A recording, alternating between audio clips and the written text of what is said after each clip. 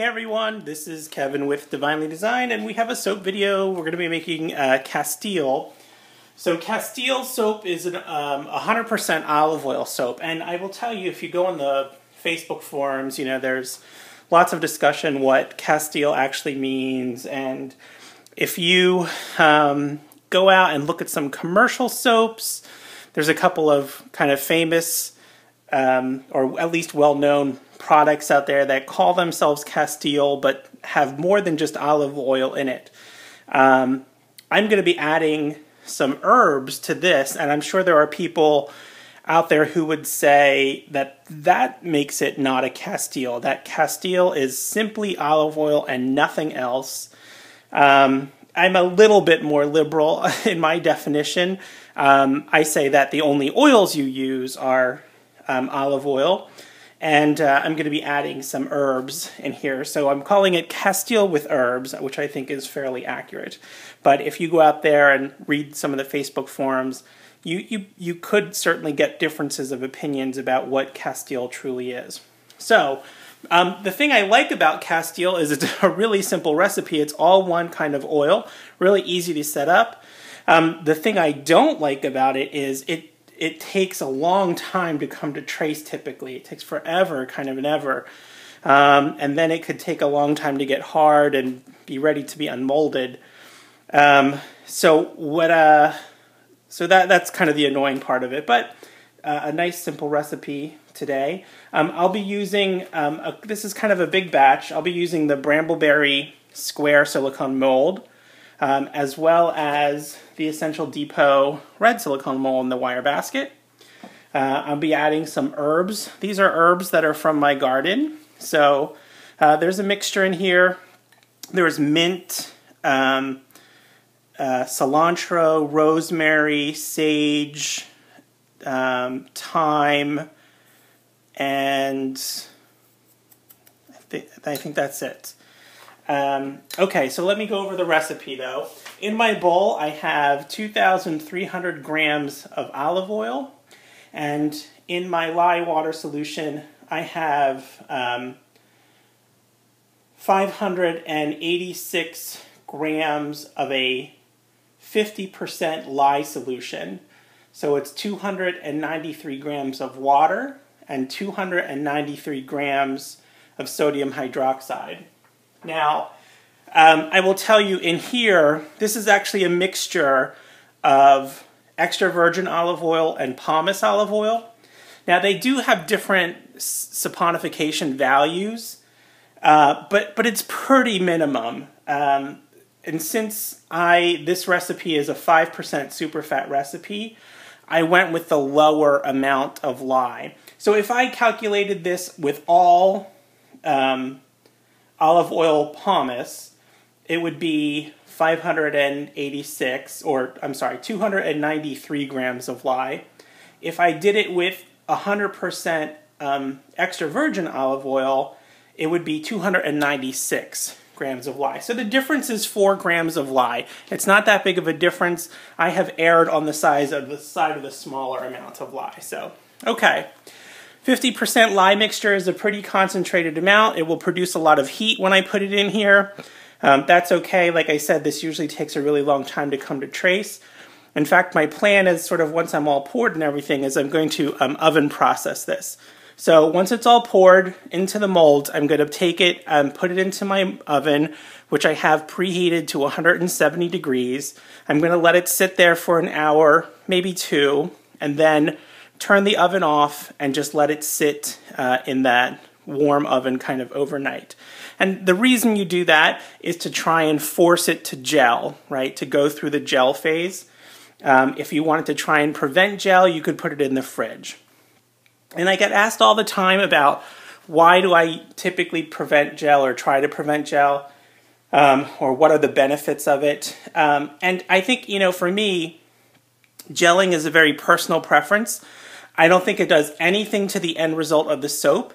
The only thing I think it can do is it can affect colors sometimes. Sometimes it will make colors, if you gel, kind of deeper or, I don't know, more saturated kind of. not gelling it tends to leave the colors. What you see when you pour it is sort of what you get. If you gel it, the colors may tend to shift a little bit. That's really the only thing. So, okay, that's it. So let's get going. So I'm soaping at pretty cold temperatures. Everything's just room temperature, which in my house is pretty cold.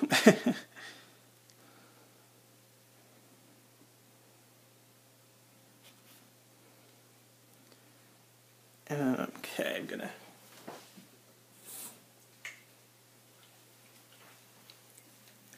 I had this sitting, so I'm just gonna try and make sure I get the last little bit that was on the bottom there. Okay.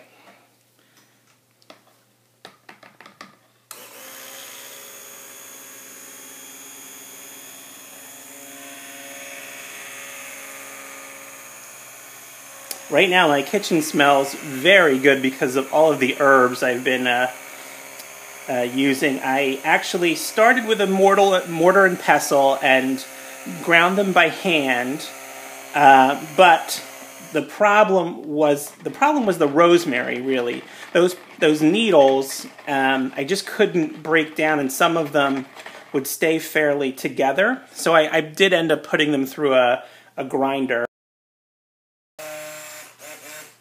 Okay, so you can see, you know, this is still very fluid. I may just be starting to get trace.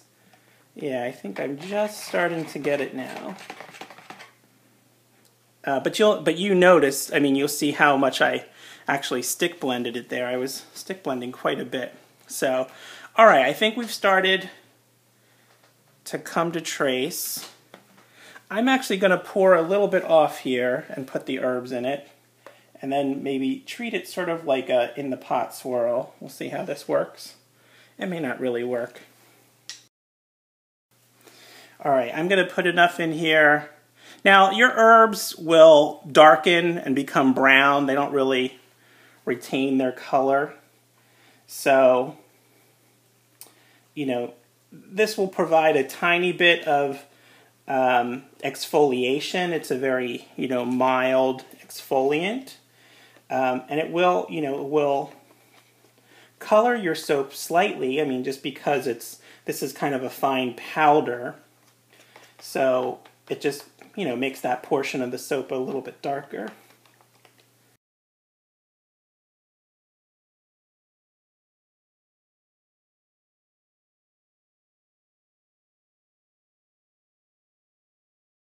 I mean, it's a pretty, you know, if you're looking for a slow-moving recipe, this is it.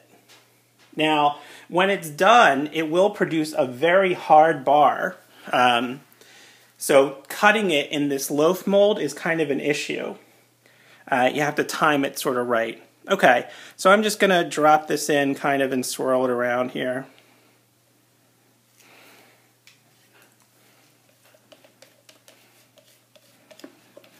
And the reason I have made this before, I actually have a customer who emailed me and kind of wants a whole loaf. Unfortunately, I told her, but she's okay with it. But you know, Castille, a lot of people will say, you know, normally cold processed soap, you want it to cure for 4 to 6 weeks, sort of in there, depending on your environment. But Castille, most people say it really benefits from a much longer cure. People say months. So I told her that, but she was like, "Oh, it's okay. I'll wait for it."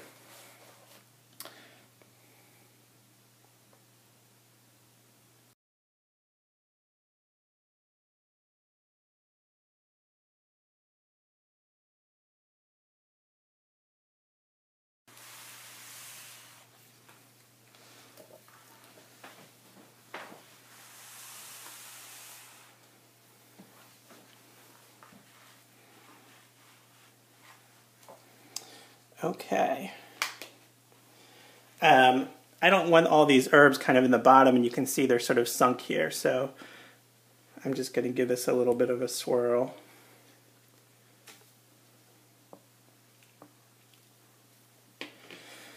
Okay.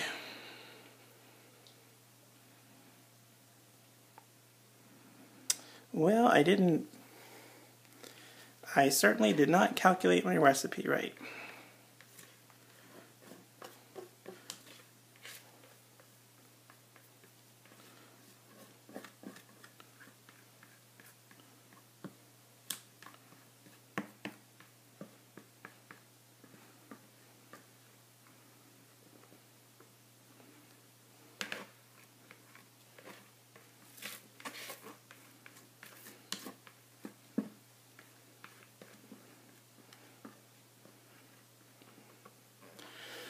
Okay, that is kind of it. I actually may switch this to my other mold, my tall and skinny mold.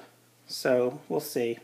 That's it. All right, stick around. I'm going to put these in the oven and oven process them, and then after the break. Okay, everyone, here we are with the cutting. I put this in after I was finished pouring. I put it in the oven at 170 degrees. I left it there for about an hour and a half, turned off the oven, let it sit overnight, and I just took it out. And it's beautifully hard, so oven processing this seemed to work really well. You know, I had that other one in the square silicone mold from Brambleberry, and they came out just beautiful. So we're going to give this one a shot in cutting it.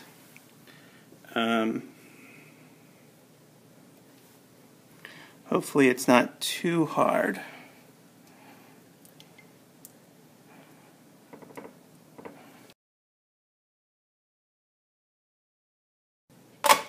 Okay, definitely very hard, and it's only been, oh, let's say, maybe 12 hours since I poured it.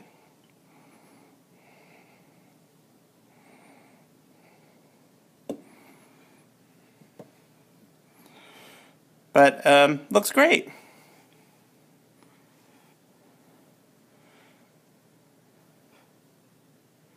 It still looks like, I'm not sure if it's from the herbs, but it still looks like there's only like a partial gel circle in there.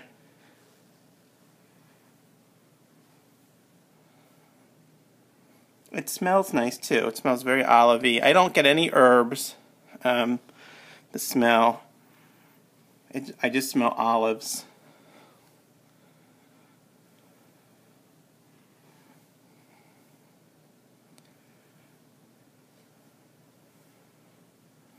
Okay, that's it. So if you like this video, click that thumbs up button. If you are interested in soap making and paper crafting and bath and beauty kind of things, and you're not subscribed to my channel, click that subscribe button. If you have comments or questions, leave them below. I love to get them. I will certainly try to answer them. And check back here at Divinely Designed for more videos. All right? Thanks, everyone. Talk to you later.